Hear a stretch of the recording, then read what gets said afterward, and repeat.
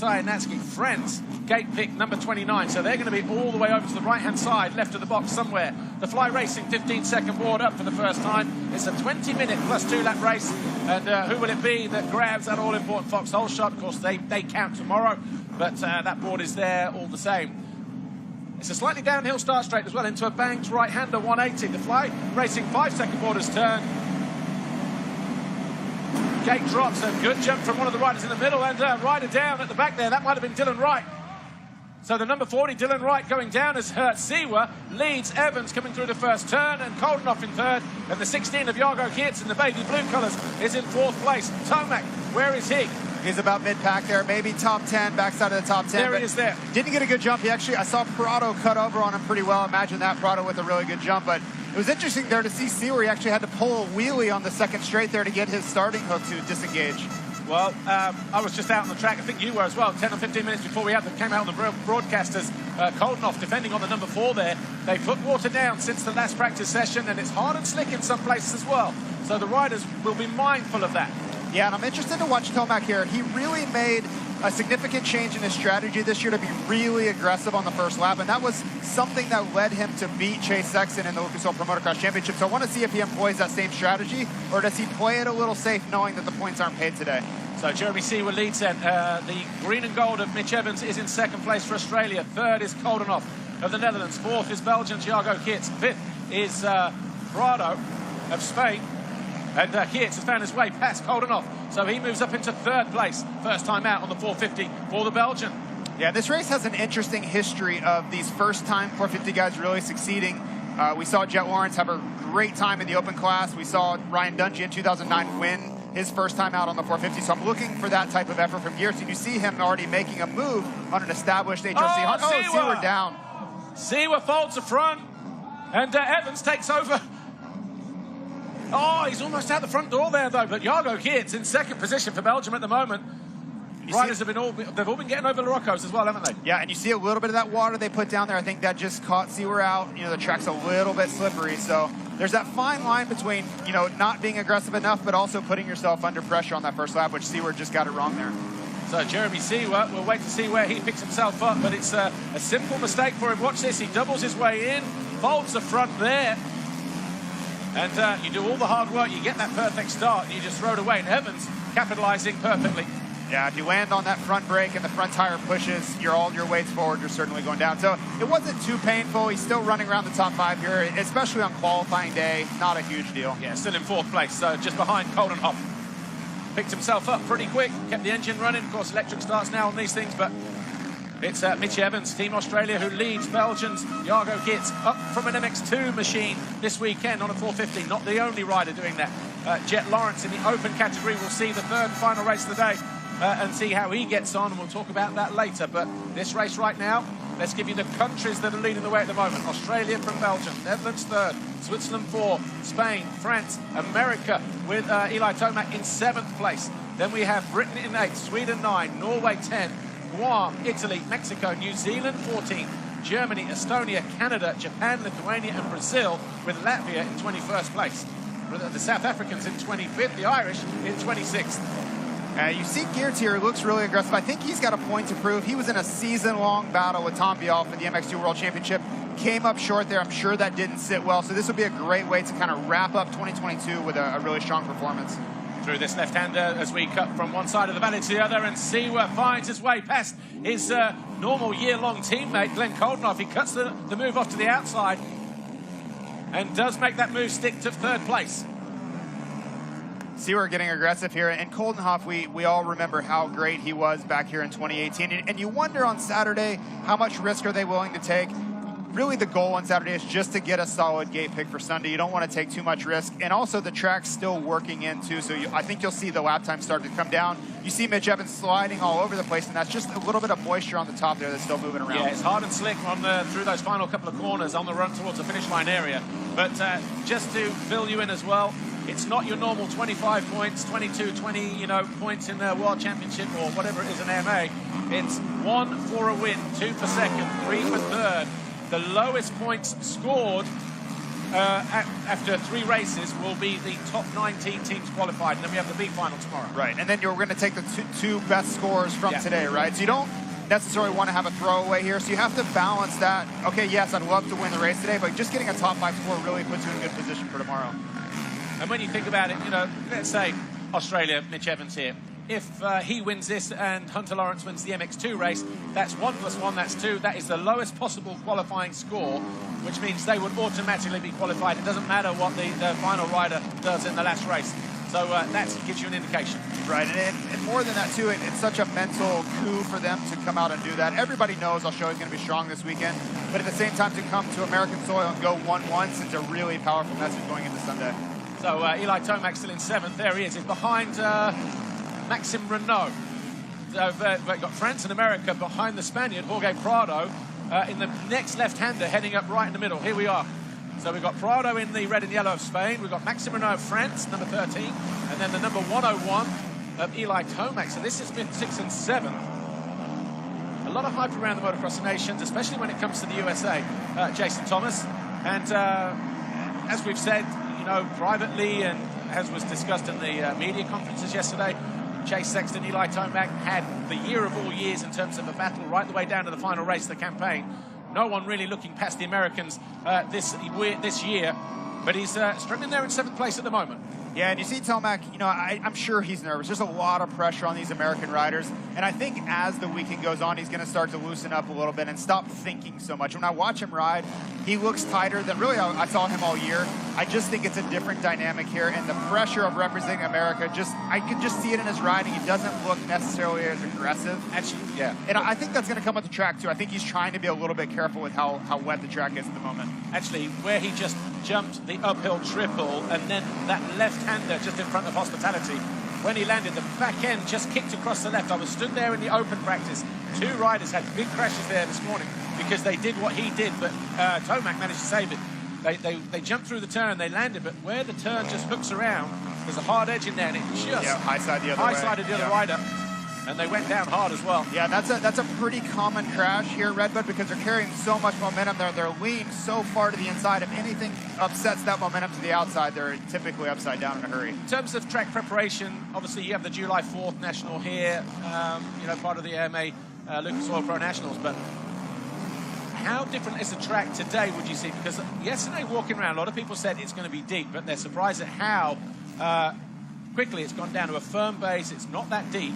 So is this more in keeping with how it was? Because 1 or 2 people said it was deeper. Hunter Lawrence, when I spoke to him in the lunch break, said it was a lot deeper in July than it was now. Yeah, and I think some sections are, but at the same time, I think some of the sections aren't as ruddy. It just hasn't been as much riding on it quite yet. You know, we would have 4 practices on it versus 3, and more riders on it up to this point. There will be all the riders that don't qualify to the main races before these guys actually hit the racetrack. So I don't think it's quite as rough yet. But I think if they allow it to continue getting rough throughout the weekend, it's going to be a brutally rough racetrack on Sunday. Well, Australia, of course, coming in as one of the favourites as well, not just for a podium. They've not had one since 2011, but maybe even the win as well. And Mitch Evans doing a great job, but just leaves the door open there. Is he going to be brave enough? Yes, he is. He gets back alongside. Does he regain the lead? No, he doesn't. So Jago Geerts leads for Belgium at the end of lap 3. Well, I'm sure Mitch didn't want to relinquish the lead there, and especially to an MX2 rider. This would be a really, really strong statement for Jago. It's first ride out, no one knows what to expect, and takes the lead here. Yeah, just ran wide. Obviously, that's been his line, but Geerts just saying, right, you know what, I'm going to use the Sexton line from July. And he did it, but it just wasn't... sorry, he did it, and he did it to good effect as well. Well, and I believe he's racing one of the... maybe getting to ride some of the Monster Star Yamaha equipment here in the U.S., and they may be wanting to get that back after this qualifying race. But he looks incredible so far.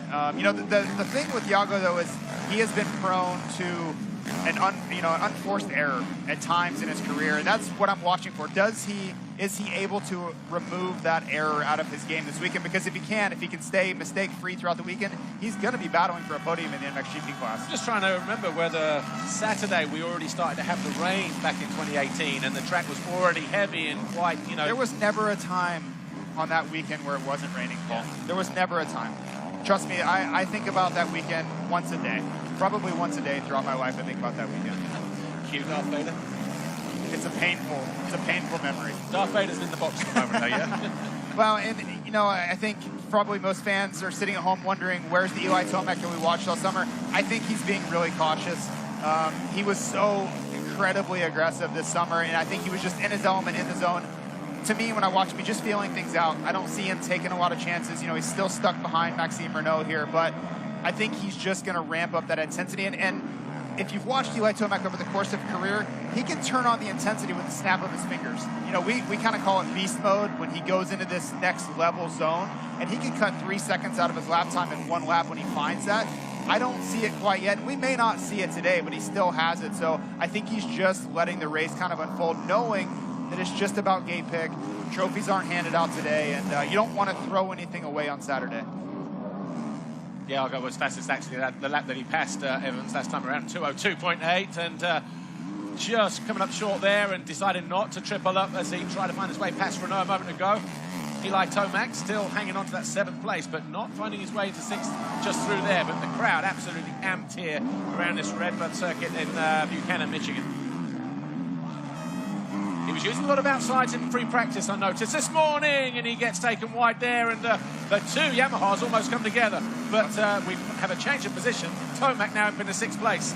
I don't think Renault's making friends out there at the moment. I'm sure Tomac's probably really frustrated to still be behind him as well. So let's see what Tomac can do here. He's got a clear track for the first time in a while, and it's kind of mid-moto, so he should be pretty loosened up. I would expect to see him turn in his best lap the next lap. Just watch this here. Obviously, he decides to commit to the outside, and normally he would cut back, but he's been taken all the way wide there. And actually, Maxime Renault didn't do anything wrong there. Held his line. Yeah. I mean, if you're Tomac, you're going to look at it and say, why are you drifting so wide, right? The pass has already been made. But if you're Renault, you're supposed to protect your line. So it's racing. Of course, they're going to go for the same line. But the angle that we had from the back there, it looked like, yeah, he was drifting wide. But when you look from the drone cam, you can see where those lines are from that inside, where they're just naturally going that way anyway. So, you know, if they had collided, it would have been a racing incident, but he would have had a hard job getting out of here alive. Sure, and for me as an American, I'm going to say that Team France is doing something wrong in every scenario. We just have to start there. He has after 5 years running. Nothing lost. I'm sure Tomac was okay, fine, push me wide, I'm going around anyway. Anyway, Jorge Prado is starting to close in on Koldenhoff. This will be for 4th place. So the rider in orange from the Netherlands, and actually Tomac has wasted no time bridging the gap back to the 46 in the red and yellow of Spain.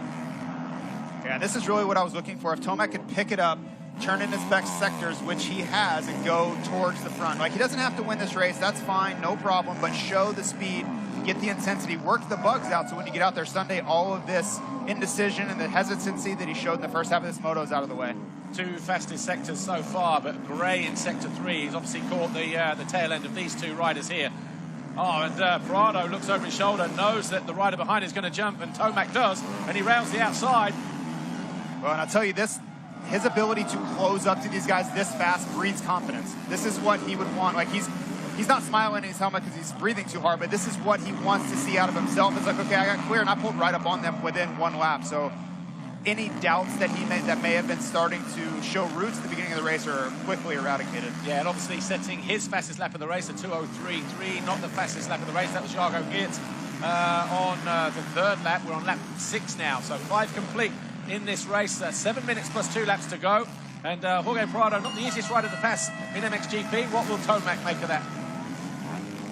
I don't think it's going to slow him down. He's going to make the pass there. Once he gets into this mode, and I think he thinks too much. He thinks about what he's doing instead of just reacting. Once he goes into this mode where he's just allowing instinctual riding to take over, it's usually curtains for everybody else. So Tomac then, the gap between him and our race leader, Jago Geerts, was about 10.9 at the start of the lap. But yeah, he cut to the inside. That was a decision that he'd already made. I'm going regardless. Yeah, and this is Eli Tomac at his best, where he's not working through a process. He's just doing what he knows best. And you know, he turned in his quickest lap of the race last lap. I bet this lap's even quicker because he's developing into that mode. Maxime Renault there, riding around in 7th position. Again, the French, their experience of this. And I think some of these riders, and Tomac included, you know, as he goes around the outside of Koldenhoff, moves up into 4th place. Beast mode has been activated. Yeah, and this is classic Eli Tomac, right? And this is what I was most worried about, is I wouldn't see this. I would see him be hesitant the whole way, finish 6th, and then he has to sleep with all of that doubt. I think that's gone now, and he's just doing what he does. Around the outside, he commits, and actually should never have been allowed the comfortable maneuver around the outside there. important, but cold enough. I think just getting through this one and maybe just riding it out. Yeah, and when somebody comes up on you that fast and makes a move that decisive, there's not a lot you can do. I mean, he's already put 20 meters into him. You know, I think Holdenoff understood that, hey, he's going by either way. I'm not going to put us both on the ground here on Saturday. Another personal best, 2:03 too. So twice in the 2:03s, Tomac as he moves up into 4th place. 2 passes in the space of a lap, Holdenoff and Prado. So going from 6th to 4th, the 101 from the United States of America. And you can feel that building. It was just slowly ramping up now, and I wouldn't be surprised for it to see him close up. I don't think he's going to get to the top 2, but I would expect to see him get past Zero before this is all said and done. 2 seconds lap quicker than the race leader, 3 seconds quicker than Evans in 3rd, and you know what? I think there could be still only 8.5 seconds. So we're 2-minute lap times, let's say, on average. So 2 minutes. So we've got about 3-4 laps to go. Can he make decisive moves? That's the thing, right? If he gets stuck behind Seawer for any amount of time, he's going to lose out on that opportunity. But if he can clear them as fast as he did those two, there's a chance. And let's not forget, the first race of the day, almost every single fan around the racetrack here, they're looking at Tomac as the first rider. It would have been Chase if he was in the Mxgp category, but it's Tomac. They'll be looking at him, and the teammates will be looking at him. The team around them will be saying, you get that first race, that sows the seed. You know, you go and win that one, guess what? We're all, it's confidence already there. Inspiring. Everybody picks up just the emotion and everything, starts to build. And I think they're seeing that already. He doesn't even have to win. Seeing him blow through the pack, passing the likes of Holdenoff, who was so dominant here in 2018, I think that already sends a message. So like I said earlier, I was worried the first half of the race he wasn't showing any aggression. I've already seen what I need to see. He could finish 4th, and I'd be like, that's okay. He looked the part. Tony Cairoli in 10th place for Team Italy. He's behind Cornelius Tondale, the rider in red ahead of him of Norway. And then Dean Wilson, GB, is in 8th place. So really? Tony Cairoli, obviously he's made some fans here, hasn't he, this year? Yeah, and obviously worldwide, I think everybody appreciates the effort of his entire career. He's raced here in Motocross of Nations twice before, and if you're not a Tony Cairoli fan, I don't understand why you wouldn't be. But interestingly here, behind Tondale, EMX rider, Tony's like, oh man, probably never raced against this guy before. Seawer has found his way past Evans, so out of the final turn into turn 1.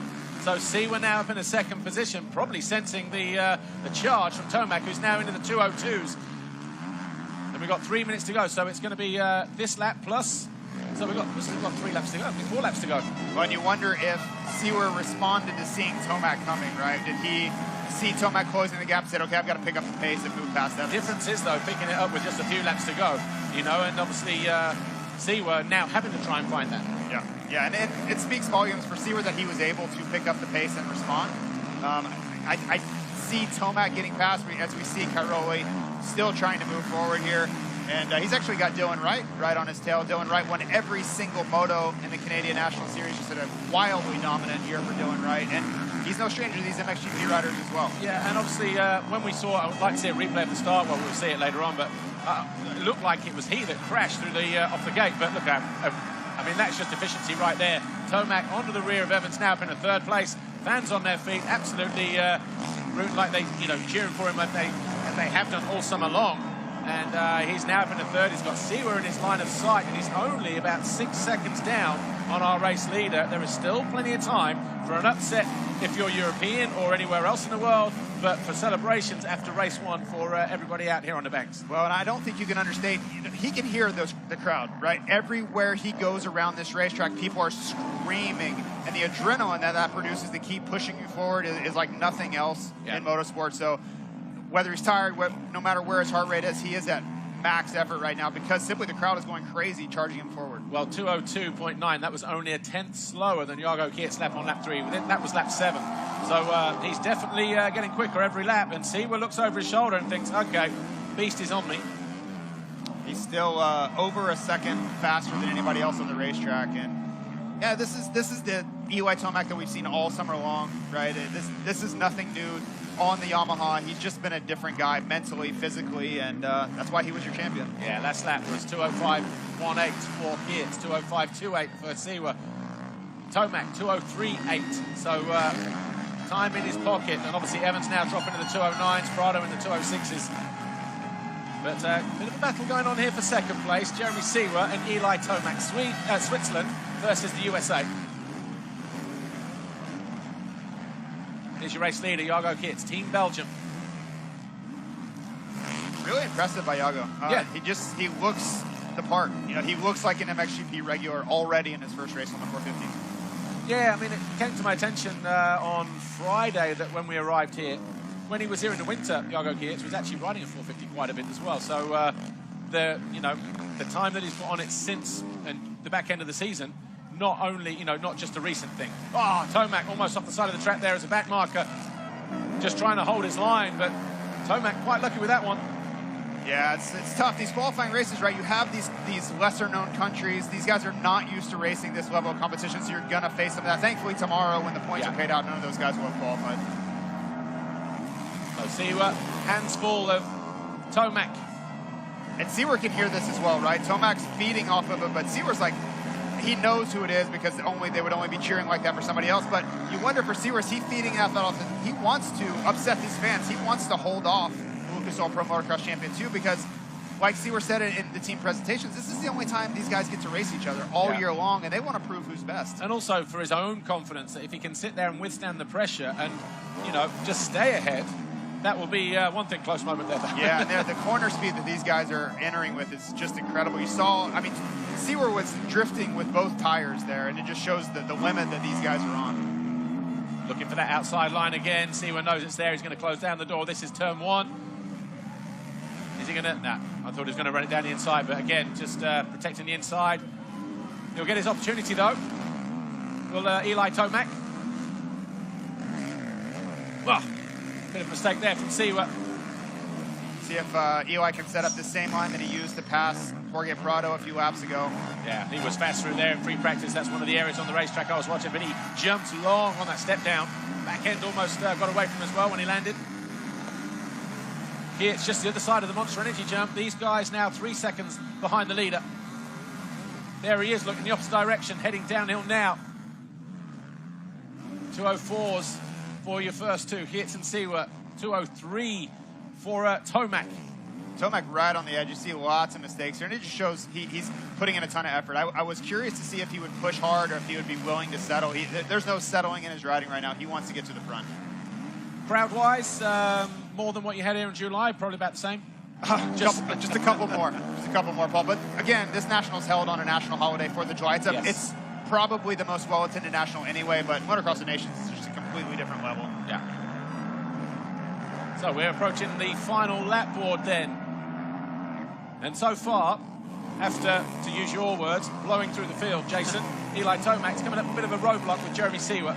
Well, for those who are watching this for the first time, on this side of the pond, Jeremy Siwa finished second in Mxgp behind Tim Geiser this year. What, won 3 GPs, 4 GPs along the season? I mean, one of Siwa's best years ever. Like, he's always been battling in that top 3, but he showed a lot of poise this year. And it looked like he was ready to kind of take the next step in Mxgp. And to his credit, he stepped up his last time, getting to a low 204 the last time around. So one more time around this Redbud racetrack. We'll get the white flag here.